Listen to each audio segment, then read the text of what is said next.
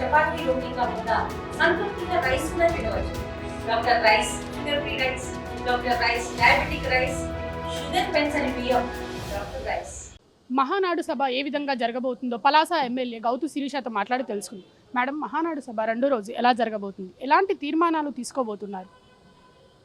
గత 5 సంవత్సరాలు ఏ అభివృద్ధి సంక్షేమంలో అయితే గత ప్రభుత్వం పూర్తిగా నిర్లక్ష్యం చేసిందో, ఈరోజు అభివృద్ధి సంక్షేమంతో పాటు రాష్ట్రాన్ని దేశంలో అగ్రపథంలో నిలిచే విధంగా తెలుగుదేశం ప్రభుత్వం, ముఖ్యంగా కూటమి ప్రభుత్వం మన ముందుకు రాబోతుంది.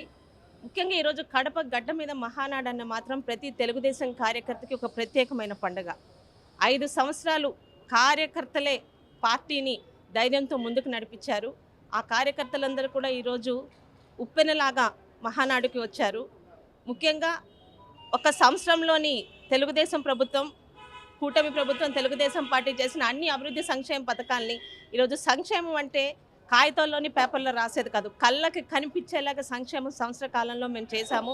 రోడ్లు కానీ, ఇతర ఇన్ఫ్రాస్ట్రక్చర్ కానీ, ఈరోజు సంక్షేమ పథకాలు కానీ, అభివృద్ధి పథకాలు కానీ, వీటన్నిటి మీద కూడా అన్ని వర్గాలకి తెలుగుదేశం పార్టీ అంటేనే సమాజ సమీకరణతో ముందుకు వెళ్తుంది. అన్ని వర్గాలకి, ఇటు యువతకి, ఇటు మహిళలకి, ఇటు రైతులకి, ఇటు ఆడపిల్లలకి, ప్రతి ఒక్కరికి కూడా అందుబాటులో ఉండేలాగా అనేక రకమైన సంస్కరణలతో ముందుకు రాబోతున్నాం. ముఖ్యంగా యువ నాయకత్వం నారా లోకేష్ గారి సారథ్యంలో తెలుగుదేశం పాయింట్ వర్షన్ 3.0 లాగా ఆయనతో పాటు యువతకి ప్రాధాన్యత ఇస్తూ కార్యకర్తే అధినేత, తెలుగుదేశం పార్టీలో మొదటి ప్రముఖమైన పాత్రని కార్యకర్తగా ఇవ్వబోతున్నామన్న మెసేజ్ని ఈరోజు ప్రజల్లో తీసుకెళ్ళబోతున్నామండి. మీరు ఎమ్మెల్యే అయిన తర్వాత మొదటిసారి సభకు వస్తున్నారు, ఎలా అనిపిస్తుంది? చాలా సంతోషంగా ఉంది. ఎందుకంటే గత 5 సంవత్సరాలు 10 సంవత్సరాలు కూడా అనేక మహానాడులు ఎన్నికయ్యాం. కానీ ఈరోజు ప్రజలు ఇచ్చిన 164 సీట్లతో కడప గడ్డ మీద ఎక్కడైతే జగన్మోహన్ రెడ్డి అధికారంతో విర్రవీగాడో, ఈరోజు ఉమ్మడి కడప జిల్లాలో దాదాపు 7 సీట్లు గెలుచుకొని ఈరోజు కడపలో చేస్తున్న ఈ మహానాడు ప్రతి ఒక్క తెలుగుదేశం కార్యకర్తకి, మాతో పాటు అందరికీ ప్రత్యేకమైందండి. టీడీపీ జాతీయ అధ్యక్షుడిగా నారా చంద్రబాబు నాయుడిని ప్రకటించబోతున్నారా? ఖచ్చితంగా. ఎందుకంటే ఈరోజు తెలుగుదేశం కంటేనే ఒక బ్రాండ్ ఇమేజ్ నారా చంద్రబాబు నాయుడు గారు.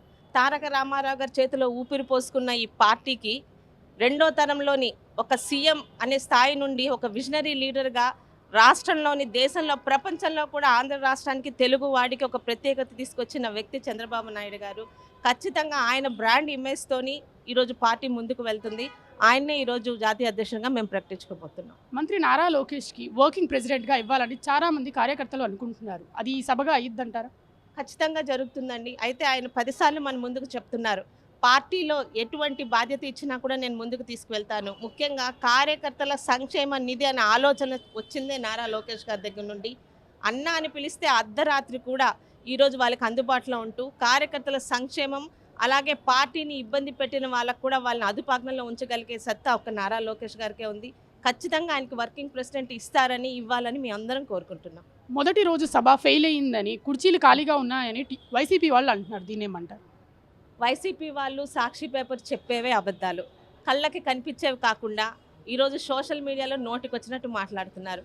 అసలు ఈ కడపలో జరిపించుకోవడమే వాళ్ళకి ఇంకా జీర్ణం కాలేదు. వైసీపీని, సాక్షి ఛానల్ని, వాళ్ళని సపోర్ట్ చేస్తున్న ఛానల్ పెట్టి అక్కడికి వచ్చి కార్యకర్తల ఉత్సాహాన్ని కళ్ళతో చూసిన ప్రతి ఛానల్కి అర్థమవుతుంది మహానాడు పండుగ ఎంతో సక్సెస్ అయిందో. రేపు జరగబోతున్న బహిరంగ సభ ఏ విధంగా ఉండబోతుందంటారు?